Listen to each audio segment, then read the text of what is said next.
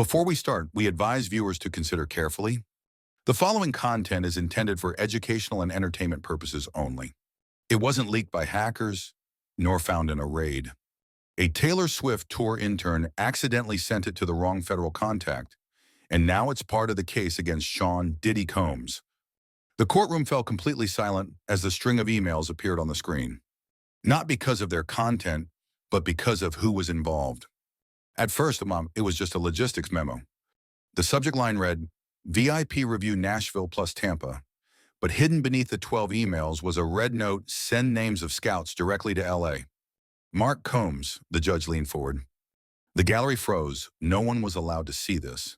Not in this case, not related to her, but now it was there. Taylor Swift, her tour, and the carefully selected VIP guest list had been sent straight to Diddy's team. The prosecution demanded an immediate review, but it was too late. The document was marked as Exhibit 42A, and the courtroom screen remained lit. Flashback to 2023, the launch of the IRS tour. At first, no one noticed. The IRS tour was the biggest event on earth. Stadiums sold out, TikTok buzzing, celebrities in every city. But a travel assistant spotted something strange. At almost every major stop, there was a man without a crew badge standing near the backstage VIP check-in area. Same hat, same glasses, never smiling, never clapping, but always watching. His name was never on the list. He didn't show up in any personal scans, but he always appeared in security photos, just barely out of frame. Then he disappeared until the incident in Nashville. Remember, every deleted tweet, fake statement, and PR cover-up took hours to piece together. If you want to help this channel keep growing, hit join and become a member. We'll keep exposing what they don't want you to know. Leaked internal introductory email. A newly hired social coordinator accidentally forwarded the entire routing list to an inactive management account, which was still linked to the previous Swift LLC archive. The IE archive was subpoenaed 2 weeks later during an investigation unrelated to Diddy's former event sponsors. That's how this email resurfaced and why the scout names are now federal evidence. In court on the third day of testimony, the witness took the stand, their name redacted. She used to be the VIP coordinator for the Southeast leg of the Eras Tour. She spoke calmly until asked about the scouting list. I think it was for fan experience. I don't know. Those names wouldn't be brought into the meet and greet. The prosecutor paused. Where did those names go? They went west. That's what they told me, to take them west. But I asked once, just once, and I got a warning, the judge interrupted, asking if she remembered the exact words. She nodded. The message was, stars don't look back. You shouldn't either. And then the room went completely silent. A screen flashed with 3 names edited under the scouted Nashville section. One girl became famous for attending 2 shows, then deleted her social media accounts. Another applied to be a backup dancer, but was rejected for being too obvious. The third name hasn't posted since July 2023. On the 4th day of trial, the prosecution presented Exhibit 42. The courtroom lights dimmed slightly as new evidence was introduced. An old red Pelican case. Inside was a solid-state drive labeled Only Miami Night 6 Combs. The drive was recovered not from an office or computer, but from the locker of a former security advisor now cooperating with federal agents. The man named Sealed had worked as Diddy's personal bodyguard during celebrity convergence weekends at luxury villas across the U.S. One of those weekends, May 2023, Miami. Taylor Swift's tour had just passed through Florida, carrying something even the FBI hadn't expected. A folder named Scout Sync with video recordings inside. Playback of video logs, court record 3A. Hey, here's the confirmation. Quick and clean VIP pull. Moving on to Shell East. The list included TS initials highlighted. Don't touch her. She's hot right now. The room froze, not because Taylor was named as a participant, but because she was being discussed as a known variable, a neutral asset in a system she had never known. She's hot right now. Don't touch her. Let her do her job. That statement sparked a doctrinal review in court because if Taylor Swift was called hot, it implied something even darker they had tried before and had been warned against. Witness 12, a former security staffer, testified after 3 years quietly working for private companies from Atlanta to Ibiza until one patrol led him into a dead-end ground-floor house. He told the court celebrities often attract attention because of their influence, especially if they have touring infrastructure, large moving teams, crowded city stops, and high fan turnover. It's a machine, and Taylor's tour was the biggest one. When directly asked, is she involved, he shook his head. No, but she made things easier for them, and I don't think she knew it. Prosecutors presented architectural plans of a house on Star Island, formerly listed as the Combs Family Production Retreat. In client files taken from security company logs, a name was scribbled that looked like someone in Taylor's inner circle. She never went there, but her team did.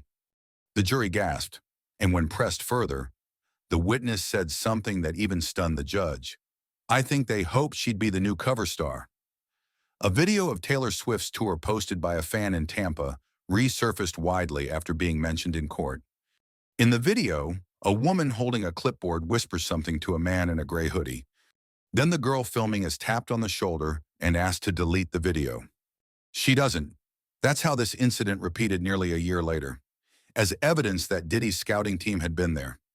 The prosecutors wrapped up the session by showing one last image from security footage. A girl about 19 years old walking past the Eras Tour Stadium's queue area. She waves to a tour bus, then disappears through a side entrance. Her name matches one from the original Scout Sync folder. She hasn't posted online since August 2023, and she's not a fan. She was working as an intern. Logging into Swift's backstage check system? Now that's gone. If part 1 was about an email and part 2 about a recording, part 3 is about a color. Specifically, the Red Dot prosecutors released a collage in the morning session. 6 photos, 6 different girls, 6 different cities, all wearing the same red wristband color, not sold to the public, not distributed by ticket vendors, and never officially explained by the Eras Tour team. The defense tried to dismiss it as a fan-made item until the prosecution dropped Exhibit 42C, an internal text message exported from a partner who had previously signed on to promote Taylor Swift's Eras Tour. The sender's name was deleted, but the message content remained. Push Crimson 10 into the final shortlist. Not synced with the merchandise list. It comes straight from the heartbeat. Confirmed VIP has been invited for night 2. Text group only, no individual contacts. Diddy wanted to find a model. Maximum age limit. Chapman, 25. The whole courtroom was stunned because now everything was clear. Now it's personal, direct, and documented. The prosecution clarified that Pulse was an internal brand for a private event system linked to Combs, used to organize models, dancers, and press staff. That system had nothing to do with Taylor Swift, her tour, or her management company. But the girls who got those messages thought they were specially chosen fans. But they weren't. They were the targets. She stepped up to the stand and tried to hold back tears. Her daughter, then 20 years old, had entered a VIP fan lottery through an Instagram link reposted by a page called Swift Surprise Events. That page has since been deleted. Its contact info linked back to Combs' global digital marketing shell. Her daughter received a red wristband in the mail. No branding, no business card, just an address. We thought it was for a secret music show. She died. Her mother said she left, but never made it to the concert. The courtroom fell silent. The prosecutor showed a time-stamped security photo of the daughter entering a private gate near the Eras Tour Stadium in Dallas. She was never seen leaving. Investigators revealed a shocking discovery by the end of the day. One of the girls listed with a red wristband was registered as crew at the 2022 Diddy Fashion Line event in Malibu. She was only 19 unpaid and signed up with a modeling company that no longer exists. That company shared a bank account with Pulse Guest Relations. This was more than just spying. They were building a network. They were creating a system using Taylor Swift's tour stops as collection points. The prosecution called in an FBI criminal analyst at the scene to explain. She said, red is used in asset movement to mark early acceptance. It's discreet, it's aesthetic, but it tells handlers who's been exploited. Those red wristbands were tracking devices. Passive RFID, low power tags. That's how they knew where to go next. The last name was shown on the projector. A girl from Atlanta, a Swift superfan, wore a red wristband, captured the scene on TikTok, then deleted her entire account. 2 days later, a federal subpoena recovered her direct messages. Her last message read, "He said, I'm reminding him about Cassie." Day 6 of the trial, a new name was revealed during questioning. By now, everyone in the courtroom was used to hearing surprises. But no one expected Ariana Grande. She wasn't part of the tour. She wasn't involved in the logistics. It even seemed like she wasn't in the same league as me. But when the prosecution began questioning a digital systems analyst brought into review, the tail end of a now-defunct ad company connected to Comas Global, they presented Exhibit 42FA, marked as the client terms of AG transferred from Crimson. The analyst was asked directly, "What does this clause refer to?" He flipped through the pages. "This is a retention marker designed to transfer active tracking tags from one tour to another without the main artist knowing." The judge frowned. "So you're saying Ariana Grande's team inherited tracking data from Taylor Swift's tour?" "Yes, Your Honor. And I don't believe either of them was aware of it." The courtroom footage cuts to a rooftop of a luxury hotel. Ariana arrived in town to attend a private fashion week event. That same night, 2 girls previously seen on Taylor's red wristband shortlist were photographed entering Ye Hotel via the service elevator. They never attended the fashion event. They were on a separate guest list, one labeled transit guests by Diddy's private security team. Swift AG, a quiet man, took the witness stand. He'd been to dozens of events, but this one left the strongest impression. He didn't name names, but when shown the photos, he kept pointing at those girls. They didn't behave like guests. They acted like they'd been summoned. Some people were crying in the hallway. When asked if Ariana was present during those moments, he shook his head. She was performing. She didn't even know they were there. In a groundbreaking move, prosecutors presented a chart called the Celebrity Model Top Talent as a shield. This concept uses tours and the high-profile appearances of clean-cut celebrities to cover up low-level exploitation rings. Taylor's tour wasn't the target. It was the delivery vehicle. Diddy's network simply followed the trail of fans, selectively picking names along the way and funneling them into other celebrity events without any of the stars knowing. And Ariana's event was the next stop on the route. Court records show a sponsorship deal between a perfume brand and both Taylor and Ariana dating to late 2022. This clause was highlighted by the analyst. All active promotional cycles allow secondary customer data to be reassigned across linked live events. That clause originated from a consulting group registered under Combs Tech. Neither Taylor nor Ariana ever signed contracts directly with them, but both had campaigns run by those companies. The prosecution ended the day by playing a voicemail retrieved from a burner phone belonging to a former event staffer. The voice was male, calm and unhurried. "Grande is safe. Don't worry, she's not involved. No, I keep using Swift stuff. It's already been marked." The judge immediately ordered the recording sealed, but it was too late. The court had already heard the last line, unclear but unforgettable. A young woman, dressed in Swiftie style, wearing friendship bracelets. The blonde girl made everything seem easy. The brunette girl stayed silent. A single image was projected on the courtroom screen. It wasn't graphic, unclear, but unforgettable. A young woman, dressed in Swiftie style, friendship bracelets on her wrist and around her neck, a silver cassette tape pendant, a tape necklace, not merchandise, not Etsy. It's real. A working cassette tape sliced thin, attached to a necklace found at a boutique hotel in Nashville in May 2023. Left on a windowsill, no note, no name. Inside the cassette was a 16-second recording. A raspy female voice said, "I'm lucky because in real life, I'm prettier than this." Pause. Breath. Someone behind the mirror. "I see them move." Click. That's it, but it's enough. This recording was labeled as evidence in the missing persons case. The case has since been reclassified as part of the federal case against Shaw Combs. Because the girl wearing that cassette necklace was on Crimson 10's list from the Nashville program. She checked into the hotel hosting the event. She was never seen at the concert. At first, she didn't remember much, but when shown the photo of the girl, she blinked.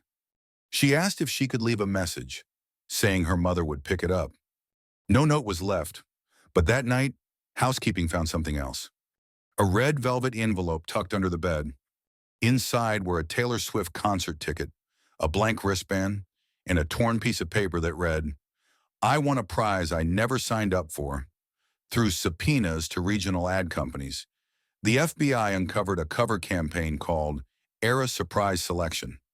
It only advertised through direct messages and emails. The girls were told they'd won VIP acoustic performance tickets, private choreography sessions, workshops, and intimate soundcheck experiences. The Nashville girl received the invitation on May 6, 2023.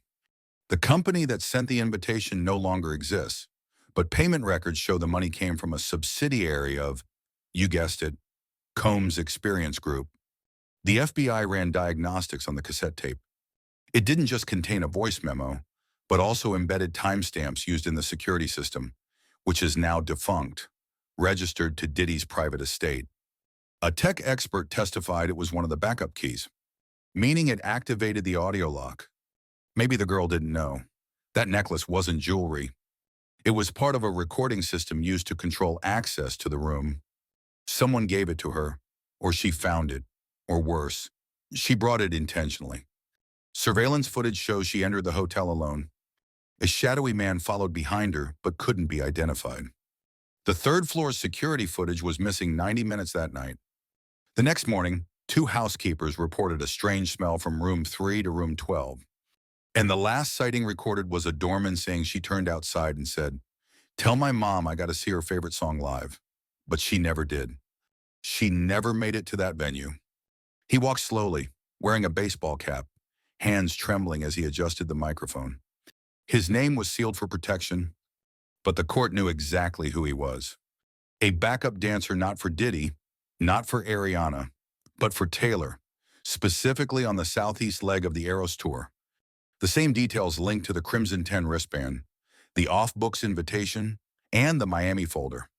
At first, he said nothing until the judge asked, "Are you ready?" He nodded, then said 5 words that changed the tone of the hearing. "I watched the wrong tape." The dancer had finished sound check. His performance was done. He went backstage to grab a bottle of water before heading to his trailer, but the lounge was locked. That was unusual. 30 seconds later, a woman in a red dress came out. He didn't recognize her. She wasn't on the list and wasn't wearing a necklace key. She looked scared. He asked, "Are you okay?" She didn't answer. He stepped inside. What he saw next wasn't a rehearsal. It wasn't preparation. It had nothing to do with the tour. A camera tripod, a red standby light on, a fake interview set, black curtain backdrop, a second woman sitting silently with swollen eyes. 2 men in suits sat at a table by the door. Stacks of red file folders piled up. The dancer froze. One of the men stepped closer. "You're not allowed in here. Wrong room. Green room. This is private." The dancer apologized and slowly stepped outside. But he didn't forget, especially as he left, one of the men tossed him a soda can and said, "Next time, smile." "We're recording everything."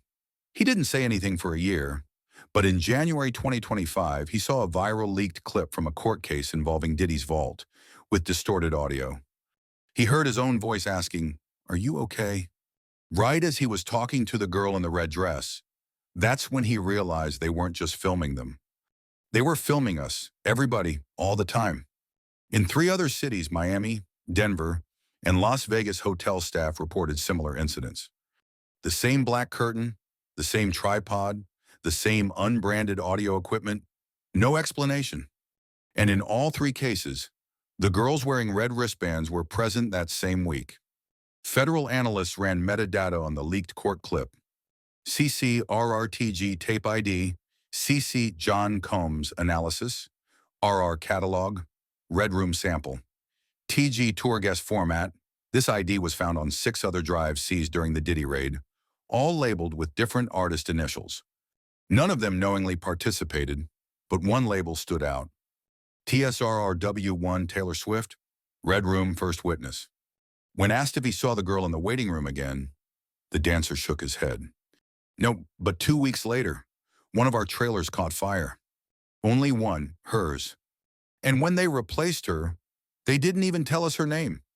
By now, the courtroom had seen it all. Emails, tapes, witnesses, fake VIP lists, fans who never made it to their seats. But Evidence 42K was different. It wasn't digital. It wasn't a text. It wasn't a tape. It was a burned piece of cardboard collected from a dumpster fire outside private property in Brentwood, California. Half torn, edges singed. But one thing was still clear. An invitation list. Crimson 10 finale. The Nashville Decline. And on the back, a short handwritten lyric in black ink. I know you'll haunt all my what-if questions. The invite wasn't sent to any celebrity. It wasn't part of the Eras Tour. The lyric was sent to an Instagram fan page called Swift Coded, a small account known for decoding lyrics, hidden meanings, and Easter eggs in Taylor's albums. The account had fewer than 15,000 followers, mostly harmless content. But what caught prosecutors' attention was a specific post made a month before the Nashville show. It showed a frosted red envelope with a caption. She's not ready for what's coming. Red was no longer just a color. Hey, one FBI agent called this the most disturbing coincidence they'd seen in the case. Why? Because after checking the account's IP logs, they found out it didn't belong to a fan. It belonged to a Pulse Events account manager. The same routing pulse as the VIP list. The same pulse that made their legal team drop the case. The same pulse that by then officially no longer existed. This wasn't theory. It was a warning system hidden in plain sight. It posted about the red wristbands 3 days before the first TikTok leak mentioned a girl with a real cassette tape. A week before the cassette necklace was found reading, "Not every VIP has to give back. Some only have to be seen." The last post was dated June 1st, 2023. Caption: when the music stops, don't clap. Run. The account switched to ARC a few hours later, never posting again. The profile pic was changed to a still image. In a sealed statement, Taylor Swift's lawyers were asked about the guest list found in Brentwood. Their partially redacted statement included a memorable line: Ms. Swift never knowingly participated in or condoned any activity beyond the authorized entertainment program. Any use of her brand, image, or fan base for exploitative purposes is under investigation. But the next line was the one that really hit home. If her tour was used as a cover, this will be the last time anyone gets away with it. The prosecution played the final video, a crowd shot from a Nashville era tour night. Fireworks, cheers, so flashlights, and then, just for a second in the top corner of the frame, a girl in red, not clapping, not cheering, just walking. Her wristband glowed, and her face matched one of the names in the Crimson 10 folder. She thought she had won something. She earned the right to disappear quietly.